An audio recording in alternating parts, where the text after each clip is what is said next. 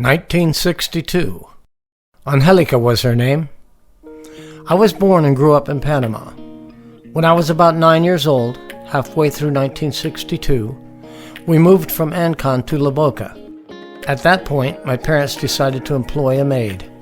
A young woman named Angelica Quintero de Carrera was recommended to us, and we took her in.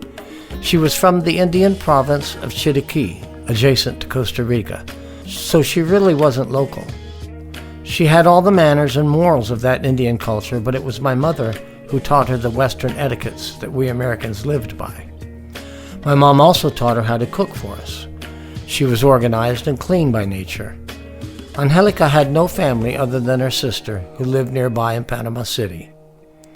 Our first home in La Boca, which means the mouth, was 977A Verde Street, about 1,000 feet from the Pacific entrance to the Panama Canal. We lived in a concrete block duplex that was standard housing for Panama Canal employees. My dad was pretty high up in U.S. Customs by that point, and now that my little sister Beth was in school, my mom began teaching again as a first-grade teacher at Diablo Elementary. I'm guessing that Angelica was in her 20s when she came to work for us. She did pretty much everything for us. Angelica had her own living quarters downstairs on the back side of the house. It was nice. She didn't want air conditioning, and the room was too small for it anyway. My school was close enough to the house that we were bused home every day for lunch. Angelica had about 15 minutes to feed us, and she cooked just about anything we asked her to cook. As I got older, she even fried up the peacock bass I'd bring home from the lake. And we had lobster at least once a week. We paid her quite well, and she had every Sunday off.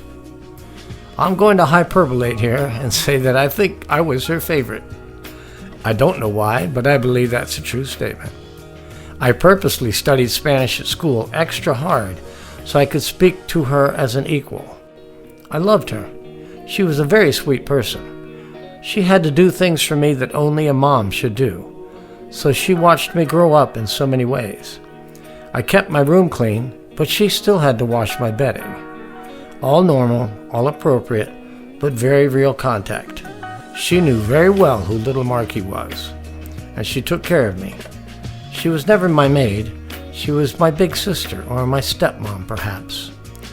As my older siblings left for college and our family got smaller, the PCC, Panama Canal Company, made us move across the street to a 3-bedroom house instead of the 4-bedroom we were in.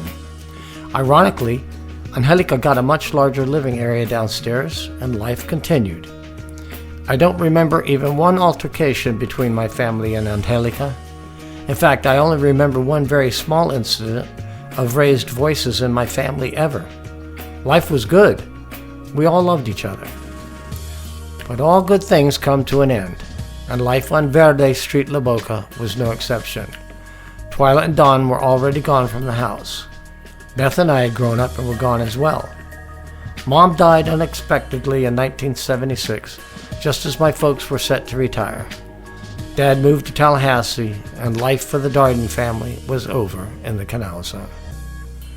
My father made sure Angelica was taken care of.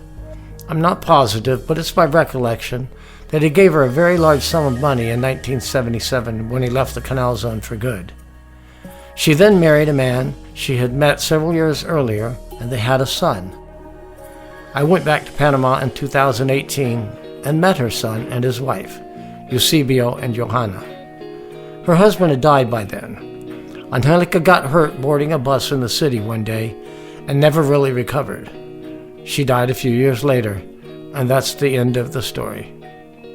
There are few people who impacted my life as much as she did. She was always there for me, every day.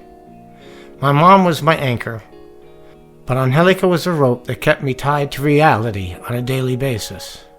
I will never forget her, and neither will the rest of my family.